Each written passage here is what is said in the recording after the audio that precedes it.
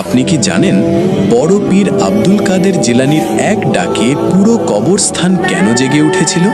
শৈশবে আব্দুল কাদের জিলানী রহমা মাটির ছোট ছোট পুতুল তৈরি করতেন। প্রতিদিন সকালে তিনি সেই পুতুলগুলোর সামনে গিয়ে বলতেন, কুম বি ইজনিল্লাহ, অর্থাৎ আল্লাহর হুকুমে দাঁড়িয়ে যাও।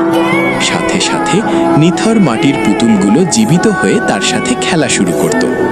সন্ধ্যা হলে তিনি আবার বলতেন, আগের অবস্থায় ফিরে যাও, আর সেগুলো আবার মাটিতে মিশে যেত। গ্রামের এক দম্পতির একমাত্র সন্তান মারা গেলে তারা শোকে ভেঙে পড়েন।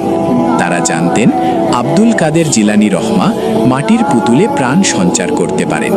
তাই এক রাতে তারা চুপি চুপি তাদের মৃত সন্তানকে সেই মাটির পুতুলগুলোর মাঝখানে শুইয়ে দিয়ে আসেন। পরদিন সকালে আব্দুল কাদের জিলানী রহমা এসে যখন প্রতিদিনের মতো ডাক দিলেন, তখন সব পুতুল জেগে উঠলেও সেই শিশুটি নিথর পড়ে রইল। তিনি মুচকি হেসে বললেন, আমি জানি তুমি আমার হাতে গড়া নও, তুমি আল্লাহর সৃষ্টি। তবে আমি তোমাকেও বলছি, আল্লাহর হুকুমে জেগে ওঠো। মুহূর্তের মধ্যে শিশুটি চোখ মেলল এবং জীবিত হয়ে উঠল।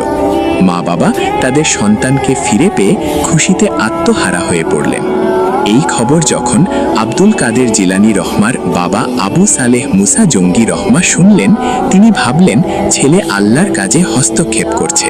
তিনি রাগান্বিত হয়ে লাঠি নিয়ে ছেলের পিছু ধাওয়া করলেন।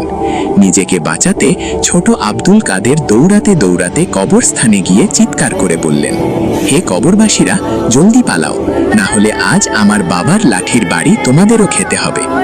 এই কথা বলা মাত্রই শত শত কবর খেটে গেল এবং মৃত ব্যক্তিরা কাফন মাথায় নিয়ে দৌড়াতে শুরু করল। ছেলের এই ক্ষমতা দেখে বাবা থমকে গেলেন। তিনি আব্দুল কাদেরকে থামতে বললেন। আব্দুল কাদের তখন মৃতদের আবার কবরে ফিরে যাওয়ার আদেশ দিলেন।